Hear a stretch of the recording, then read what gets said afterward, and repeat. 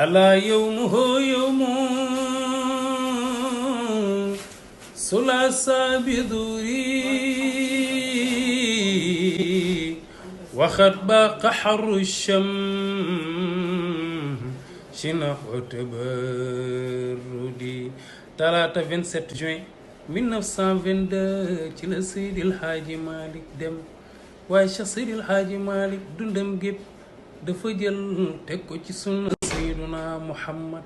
ne mën na maa gën a yaatule mën na maa gën a rëyle waaye man Maodo bu yonent bi sallallahu alayhi wa sallam tegee man Malick Fawad duwele ma teg Suleymaanu amrin mu sawiyum bi najdatin xaliliyu diinin sunniyun